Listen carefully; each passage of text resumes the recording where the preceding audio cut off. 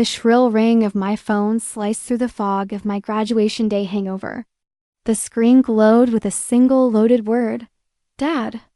I smiled, thinking he was calling to give the belated, heartfelt speech he'd been too busy to deliver. At the ceremony, "Good morning, sweetheart." His voice was brisk, all business. "Your mother and I have decided it's time you start standing on your own 2 feet. I blinked, sure I was still dreaming. "What do you mean?" "I'm packing up my apartment. I'm coming home next week to start the job hunt. We talked about this." "That won't be possible," he said, his tone flat and final, like a judge pronouncing a sentence. "We've hired contractors. Your room is being converted into a proper guest suite for your mother's bridge club. The boxes in the garage have been donated. You have 2 weeks to figure things out." The line went dead.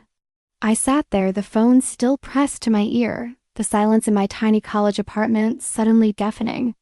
Just like that, I was out. Not just out of the house, out of the family, out of the blueprint of a life I thought was mine. My name is Clara. I'm 23. And I just graduated with a degree in communications. A piece of parchment that now felt terrifyingly flimsy. I'd done everything right.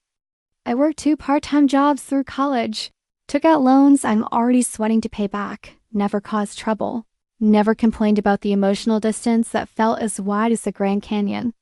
We were the family everyone admired, the picture-perfect quartet on the Christmas card, our smiles polished and pristine for social media.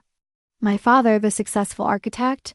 My mother, the impeccably dressed charity board member. My older brother, the golden boy in law school. And me, the dutiful daughter, but what people never saw, what the camera lens could never capture, was the profound cold that settled in your bones living in that beautifully appointed house. It was the chill of a dinner table where conversation was a performance of achievements being noted like items on a ledger, and failures being met with a silence more crushing than any criticism. My graduation had been just another checkbox, and now that it was ticked, my contract, it seemed, had expired. The guest suite was a metaphor I couldn't escape. I had always been a temporary visitor in their perfect world, and now my stay was officially over. The foundation I had built my life on had just been pulled out from under me, and I was in freefall.love, in our family, was a transaction, a carefully staged performance for an audience of 2. If you made them proud of flawless report card, a graceful piano recital, a prestigious university acceptance, you earned a fleeting approving warmth. If you disappointed them, you earned a silence so profound it felt like a physical void not at. Graduation, they played their parts to perfection. They sat in the front row, a vision of coordinated elegance in matching navy blue. My mother's tears glittered under the stadium lights as I crossed the stage, a masterclass in maternal pride. My father's handshake was firm, formal, the same one he gave junior associates at the firm. They smiled for every photo, their arms wrapped around me just tightly enough, telling their friends, "We are just so incredibly proud of our Clara." That night, we dined at an opulent restaurant where the silverware gleamed.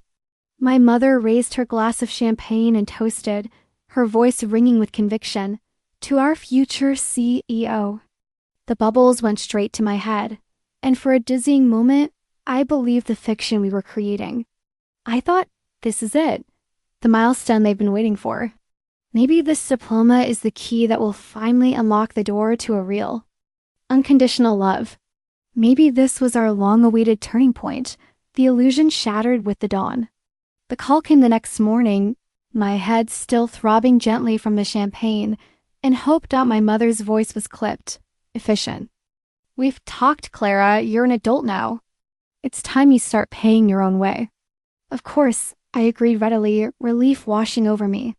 This was a practical conversation, one I was prepared for. I just need to stay home for a few months, just until I can find a job and get on my feet. Her tone shifted instantly, the warmth evaporating to reveal the cold steel beneath. "That won't be possible. Your father's firm is expanding its remote consultancy, and he needs the space." A cold dread began to pool in my stomach. "What space?" "Your room," she stated, as if announcing the weather. "We're remodeling it into a meditation and reference library." The contractors start in 15 days. Before I could form a protest, my father was on the line. You've been given every advantage, Clara. A top-tier education. A stable home. It's time to show some of that independence we've always preached. His voice left no room for appeal. 2 weeks, he repeated, the words a death knell to the future I had imagined. Not a day more. The performance was over, the curtain had fallen, and I was no longer a player in their story. I couldn't process it. The cruelty wasn't born of necessity. They weren't poor. My father's portfolio was a topic of family legend. They weren't struggling for space in their 5-bedroom colonial. They just didn't want me there. The truth was a shard of glass in my throat. Meanwhile, my younger sister, still blissfully enrolled in college, had her full tuition paid, a new convertible for her birthday, and was welcomed home every other weekend with her favorite meals. She was still the baby, cherished and coddled. I, by virtue of a diploma, had been officially reclassified as the adult, a problem they had solved with a 2-week eviction notice. 2 weeks later, I packed my life into 3 suitcases and moved into my friend Sarah's musty spare room, the air thick with the smell of old carpet and my own shame. I sent out a torrent of job applications into the void. The silence from my family was a physical weight. No check and text, no call to see if I had a roof over my head, no forwarded listing for an apartment. I'd scroll through Instagram and see them, a perfect trio, now smiling over avocado toast at brunch, posing at black-tied charity galas, living their impeccable life as if I'd never existed. As if I were a ghost they had successfully EXO months bled into a year. I finally landed a job as a junior communications assistant. The pay was a joke, but it was stable. With a trembling heart, I called my parents, hoping for a crack in the facade. I got a job, I said. My mom's reply was instant and sterile. Good, maybe now you can start sending something home to help cover your college costs. Not, I'm proud of you. Not even, how are you settling in? Just another bill come due. After that, I decided to keep my distance. I worked, I saved, I built a quiet, unremarkable life in a small studio apartment. But a deep, persistent ache remained, not for their presence, but for the chilling ease with which they had erased me. Then, one evening, a message popped up from an old high school classmate. Hey, are you going to your parents' big reunion this weekend? My blood ran cold. What reunion? She sent me a digital flyer. My parents were hosting a Morales family legacy celebration at the Glen Oaks Country Club, and there they were, in a professionally taken photo, my beaming parents, my sister glowing between them, all standing under a banner that read, Proud parents of 2 accomplished daughters. I stared at the words until they blurred. 2 daughters? 2 daughters? 2 accomplished daughters? I stared at the words until they blurred. 2 daughters? I stared at the words until they blurred. Funny, because only one of them was ever invited to the country club. A large part of me screamed to ignore it, to spare myself the pain. But another part, the quiet, furious part that had been simmering for a year, wanted to be seen. To become undeniable dots, so I went. The reunion was a masterpiece of illusion catered. Hors d'oeuvres, a live jazz band, photo booths with props. Everyone was smiling, performing their own version of a perfect life. When I walked through the ornate doors, my mother, holding a champagne flute, saw me first. Her face drained of all color, her smile dissolving into a tight line of shock. Clara? She whispered, the name a foreign curse on her lips. Hi, Mom, I said, my voice calm and lethally polite. My father materialized beside her, his posture rigid. You weren't invited, he stated, his voice a low hiss. I know, I replied, meeting his gaze steadily. But the flyer? Said family. I thought it was an oversight. The conversation around us stuttered to a halt.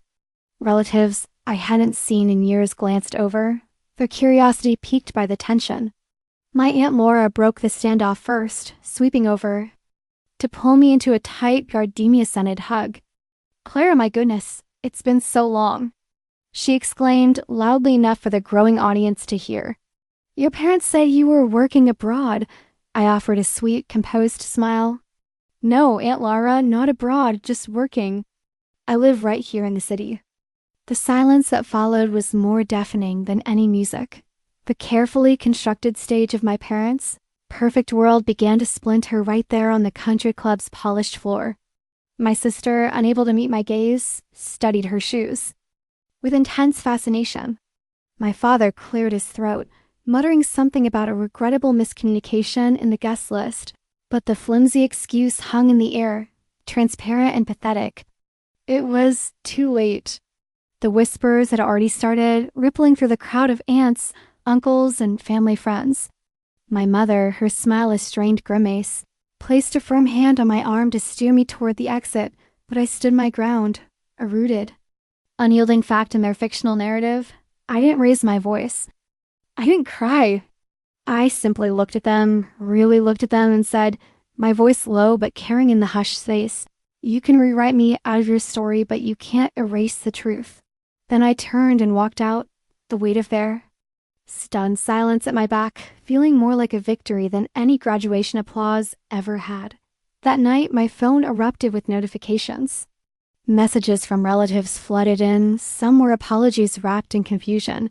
Others were sheer shock. The revelation. But one text from my Aunt Laura cut through all the noise.